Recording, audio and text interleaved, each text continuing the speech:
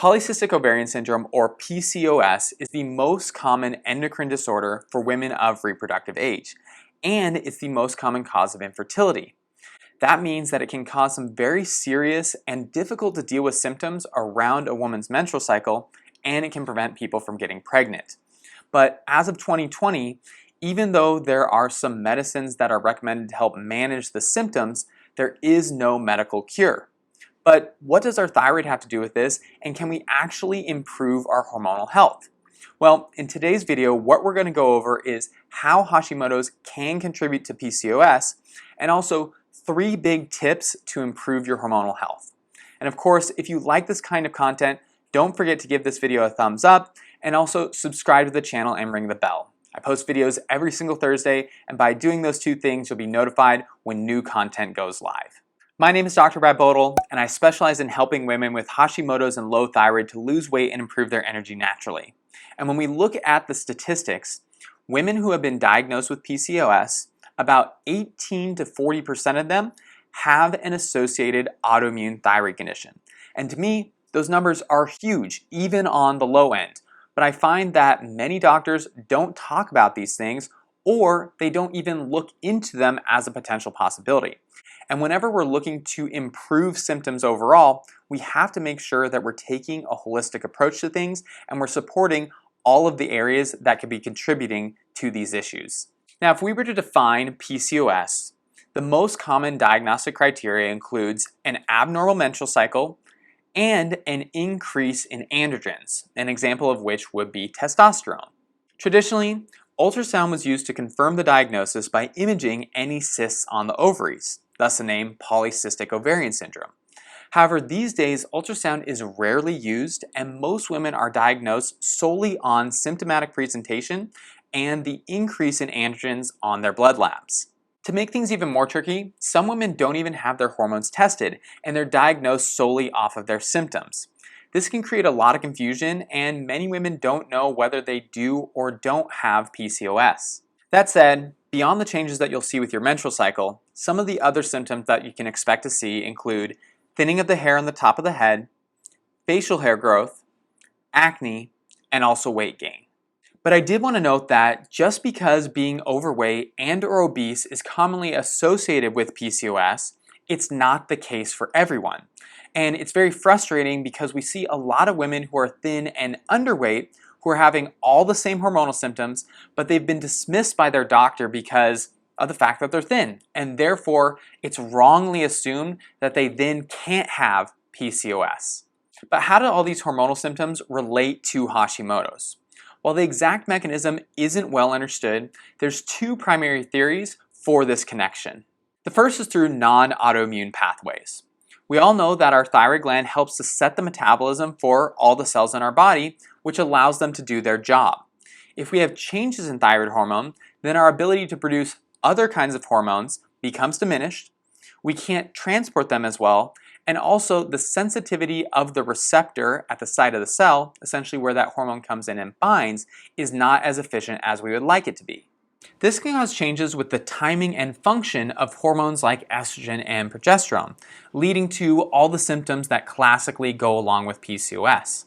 Things like changes in the length of the menstrual cycle, also irritability and mood swings, increases in bloating, and also pain and cramping.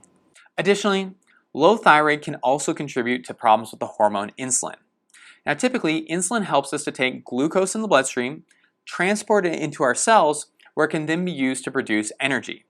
But in these low thyroid scenarios, insulin doesn't work as well as it should, and therefore the body compensates by increasing the production of insulin. These high levels of insulin can change the way our sex hormones work, primarily by converting estrogen into testosterone. This is why women with PCOS have such an issue with those high androgen levels. It's because of the conversion of estrogen into testosterone. This is also why a lot of the remedies or medical recommendations involve either the use of blood sugar lowering drugs like metformin or androgen blocking medications. The second way that Hashimoto's can be related to PCOS is by autoimmune mechanisms. Now we know that when we have Hashimoto's, we have antibodies for proteins and enzymes in our thyroid gland. And whenever our immune system flares up, these enzymes and proteins can be damaged, decreasing the production of thyroid hormone. Well, in certain research studies, they've shown that these antibodies can also interact with the ovarian cells. This can lead to premature ovarian failure and also inflammation local to the site.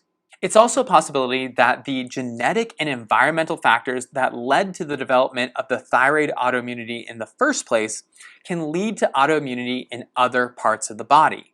Both women and men can develop antibodies for their sex glands, and in women, anti-ovarian antibodies can create a scenario that cause a lot of the problems that are associated with PCOS. So now that we know a little bit more about PCOS and how it connects to Hashimoto's, let's talk about the 3 big tips to improve your hormonal health.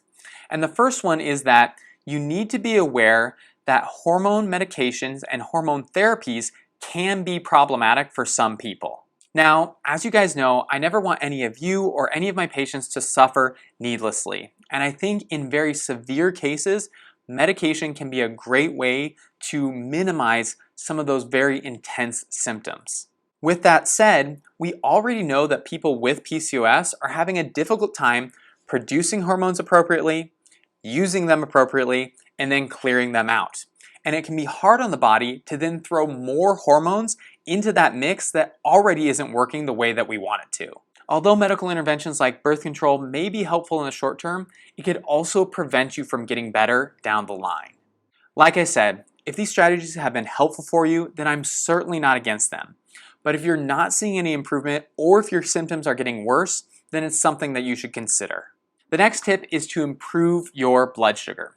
As we said, insulin plays a huge role in shifting our hormones in an unfavorable way, and the way that we can reduce insulin is by better managing our glucose and carbohydrate intake. To start, I would avoid all processed, refined, and added sugars. And in addition to that, for many of my patients, I recommend that they adopt a low carbohydrate diet.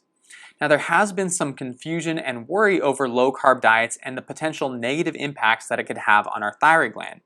But if we account for those changes and appropriately increase our fat and healthy protein intake, then it will offset any risk that can be associated with caloric restriction.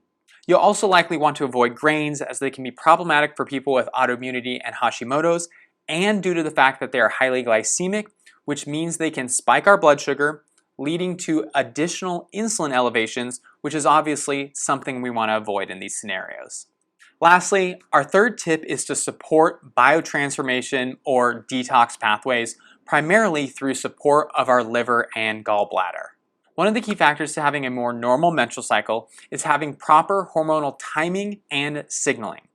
What that essentially means is we want to have increases in hormones at particular times of the month, followed by decreases, which signals the next hormone in the sequence. But what if our ability to clear and detox hormones is cruddy? Well, it's going to be very, very difficult for anyone to have a normal menstrual cycle. Additionally, these are the people who struggle with long-term consistent weight loss because anytime they start to lose weight, they have a difficult time clearing out the inflammatory components that are associated with the breakdown of fat cells. These people also may be more sensitive to chemicals because whenever there is an increase in chemical load, the body cannot clear those out and it becomes an inflammatory trigger. Lastly, we also see these people having a lot of issues with their skin, specifically with acne. To help support our detox pathways, there's a few easy strategies that you can implement at home. The first one is consistent exercise. The second one is consuming healthy fats from animal products, nuts and seeds, and healthy plant oils like olive oil, avocado oil, and coconut oil.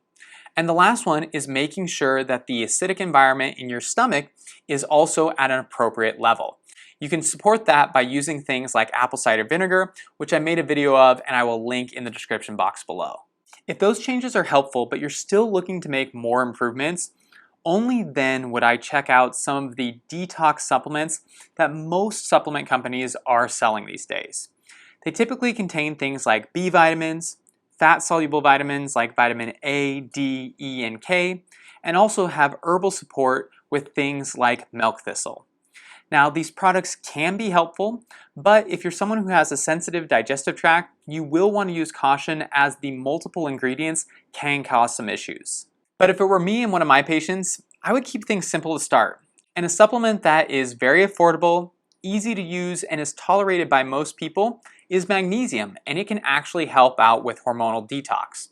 Now, some people will discuss which form of magnesium is better than others, and I really think it comes down to the individual. So whether it's magnesium glycinate, magnesium citrate, or others, starting off with around 200 milligrams and progressing all the way up to 1,000 milligrams, depending on need and tolerance, can be a great way to go. So when it comes to Hashimoto's and PCOS, there is hope for these conditions and you can get better. But please be patient with yourself and understand that certain symptoms like energy, sleep, and weight can change on a day-by-day or week-by-week basis. But when it comes to changing hormones, supporting their function, and normalizing a woman's menstrual cycle, that can change on a month-by-month basis.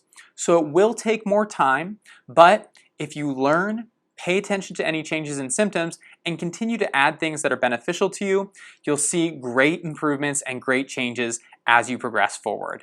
If you're interested in getting more help for your hormones and thyroid and want to work with a doctor who will look at things holistically and help you get to the root cause of your problems, feel free to send me an email at contact@seattlethyroidhelp.com.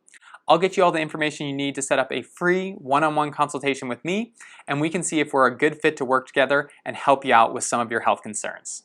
If you'd prefer to start making some changes right now, you can also download my free guide, which is 109 foods to boost your thyroid and improve your energy. You'll find the link in the description box below, and it provides you a comprehensive list of foods that I recommend people consume when they're trying to support their thyroid symptoms. If you have any questions or need anything clarified, just leave me a comment down below and I will make sure to get back to it. If you like this video, which I hope you did, don't forget to give it a thumbs up, subscribe to the channel if you haven't done so already, and also share it with someone who would benefit from this information. My name is Dr. Bodle. I'm thinking about you guys a lot. I hope you're doing well, and I will see you next Thursday.